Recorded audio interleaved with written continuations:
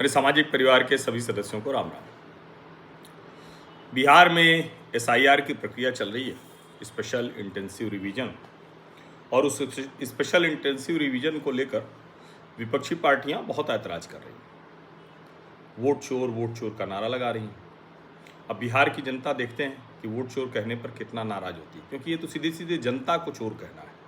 भले ही वो ये कह रहे हैं कि नरेंद्र मोदी ने चोरी करके गद्दी ले ली है, लेकिन ये तो दरअसल जनता को चोर कहना है, क्योंकि वो ये कह रहे हैं कि यहाँ का वोट चुरा कर वहाँ दे दिया, किसी ने जाकर वहाँ दे दिया।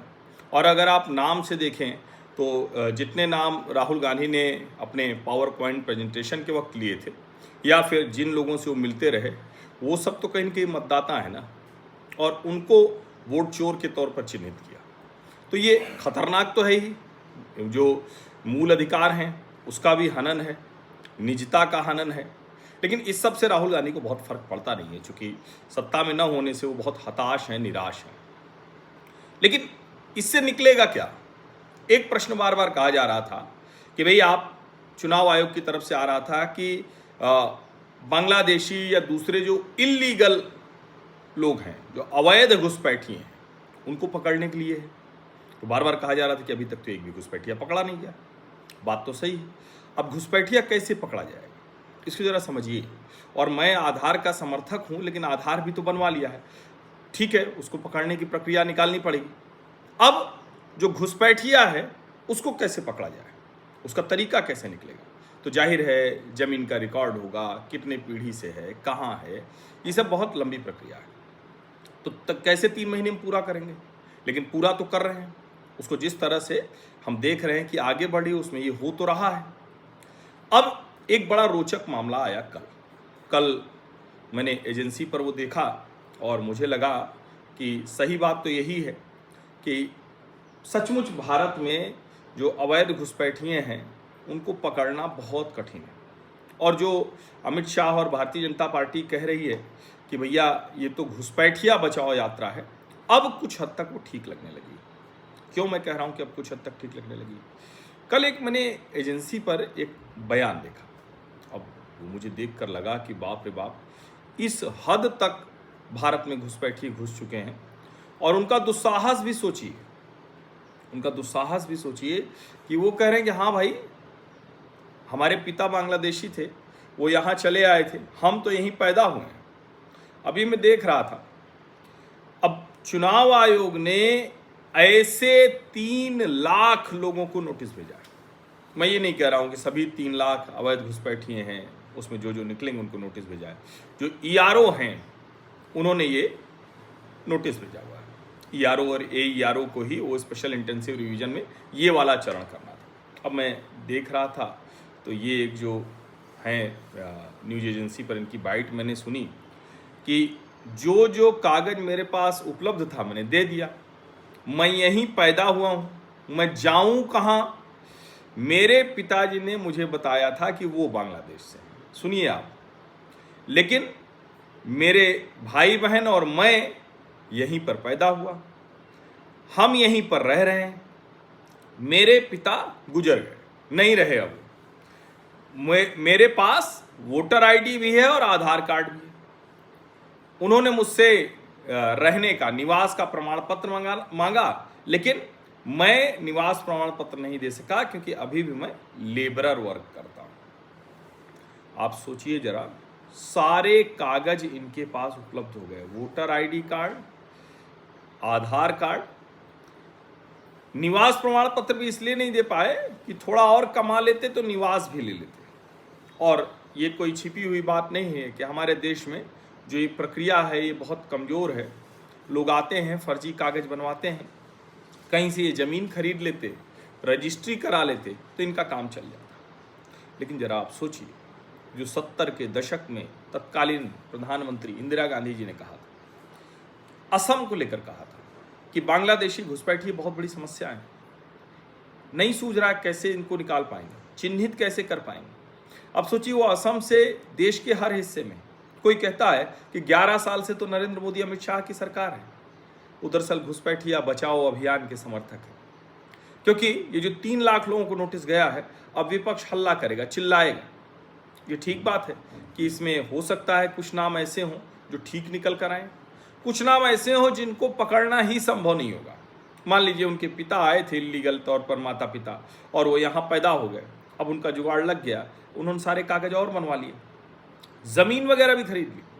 यानी भारत में एक बड़ा वर्ग है जो भारत है ही नहीं, इसको जरा ठीक से समझिए।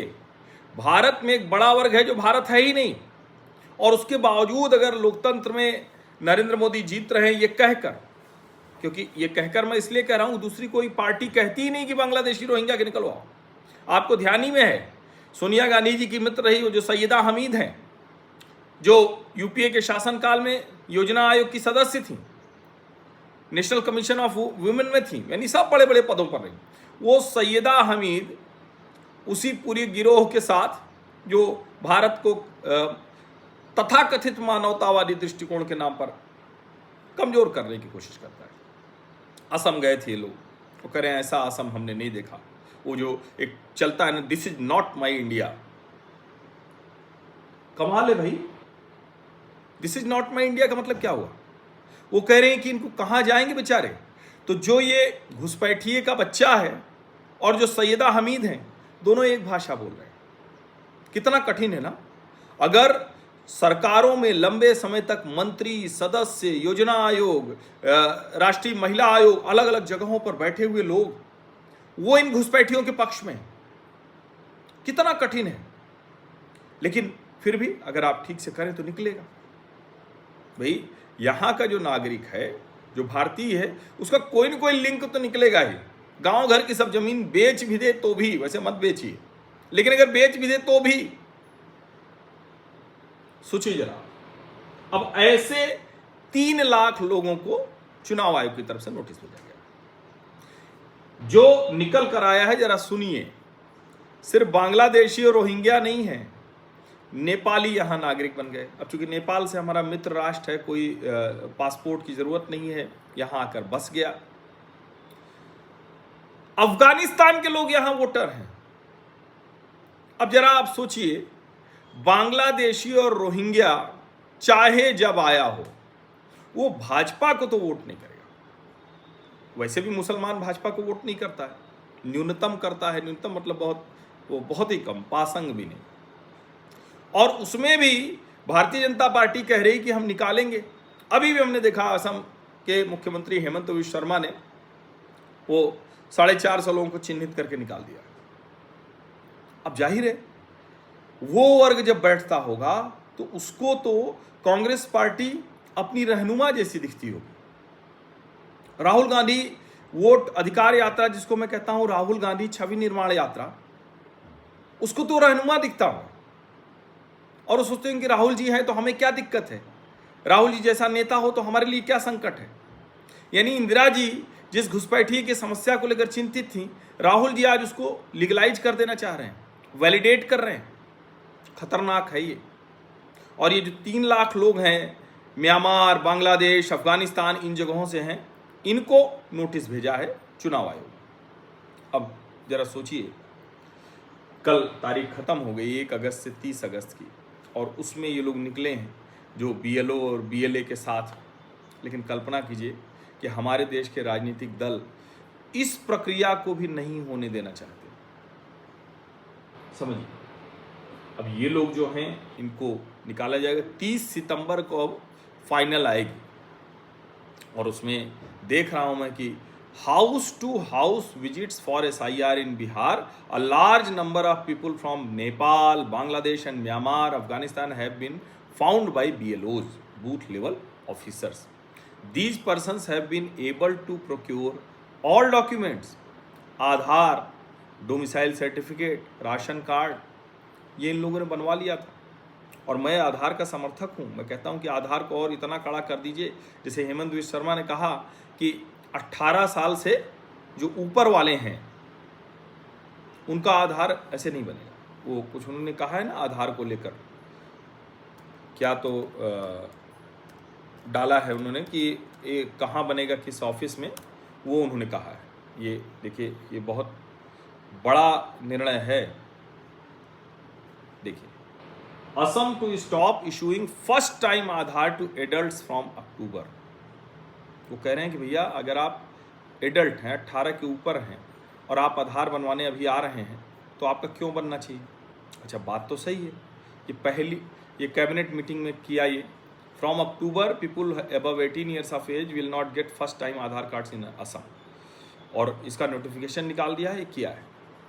शेड्यूल कास्ट और शेड्यूल ट्राइब के लिए और जो चाय बागान के वर्कर हैं उनके लिए ये इम्प्लीमेंट करने का समय दिया जाएगा।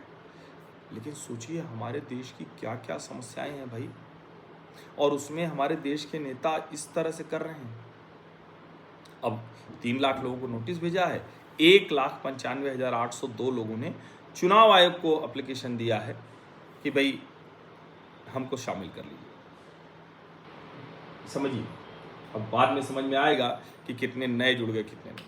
जहाँ तक रही बात पार्टियों की, लोगों ने तो दिया है, लेकिन CPI ML ने 79 ऐसे डाले, ठीक है।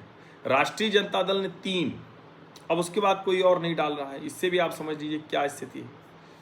अब सुप्रीम कोर्ट ने बहुत कुछ कहा है, लेकिन क्या चुनाव आयोग सुप्रीम कोर्ट के सामने ये लेकर नहीं जाएगा, ये लेकर नहीं जाएगा कि भैया ये आधार बना हुआ था, ये स्थिति है। अब आने वाले समय में समझ में आएगा कि इसको विपक्षी दल किस तरह से आगे बढ़ाते हैं। लेकिन जो बार बार लोग पूछ रहे थे ना कि कहाँ है बांग्लादेशी घुसपैठिए, दिखना शुरू है, उनको बचाने के लिए काम कर रहे हैं। सोचिए, और मैं फिर कह रहा हूँ कि ये बचाएं क्यों, वोट बैंक है ना भैया, वोट के लिए तो नेता कुछ भी करता है, लेकिन देश की आंतरिक सुरक्षा के साथ धोखा, देश के साथ धोखा, देश को कमजोर करने की कोशिश। सोचिए जरा, बहुत गंभीर मसला है। आप सभी का बहुत बहुत धन्यवाद। सब्सक्राइब अवश्य कर लीजिए, नोटिफिकेशन वाली घंटी दबा दीजिए, लाइक का बटन दबा दीजिए, अधिक से अधिक लोगों तक इस वीडियो को पहुँचाइए। धन्यवाद।